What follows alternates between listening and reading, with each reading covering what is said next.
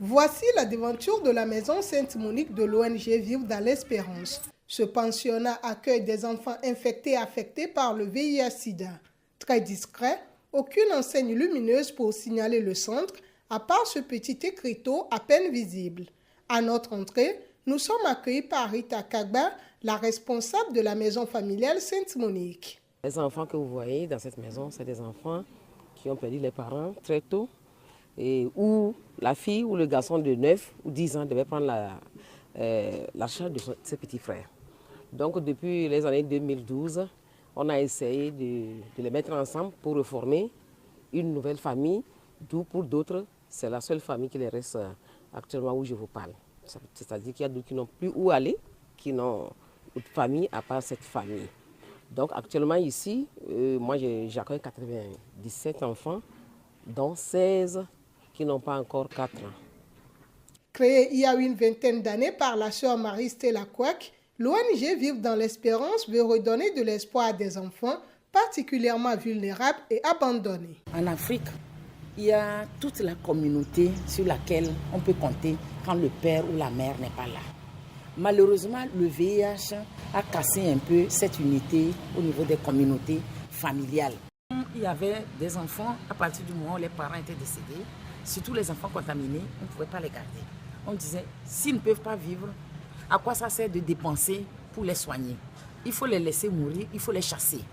Et moi, j'allais contre ce vent. Je me disais, un enfant malade a aussi autant d'importance qu'un enfant non malade.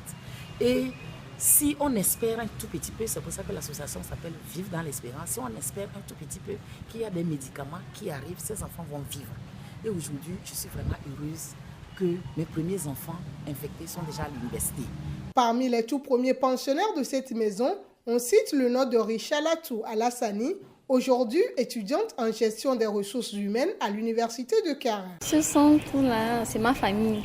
Du coup, depuis 3 ans, je suis là avec les autres enfants, donc j'ai grandi ici.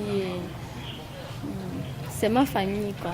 Sans ce centre-là, je ne pense pas que je serais en vie, parce que quand j'étais très petite, je tombais souvent malade.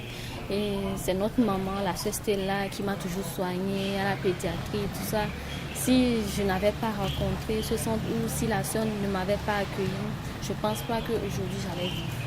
Tout comme Richalatou, Jean Yoabol a été recueilli par le centre à l'âge de 11 ans suite au décès de ses parents. Sa licence en gestion de projet en poche, il est revenu se mettre au service de sa maison. Je suis revenu pour donner un peu de mon temps à l'association Vivre dans l'Espérance, puisque ce n'est pas donné à tout le monde d'avoir cette chance-là. Et si j'ai eu la chance d'être prise en charge par une structure pareille, je donne aussi de mon temps pour pouvoir aider mes jeunes frères. C'est la raison pour laquelle je suis revenu depuis novembre dernier pour me mettre au travail et au service de l'association Vivre dans l'Espérance. Depuis que je suis arrivé, j'avais constaté qu'il y avait un petit manque d'organisation au niveau des maisons.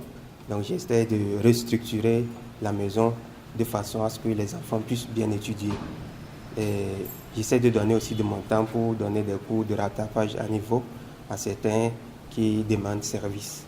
Dépistée séropositive il y a quelques mois, Mary Yedongou est venue chercher du soutien pour ses enfants auprès de Vivre dans l'Espérance.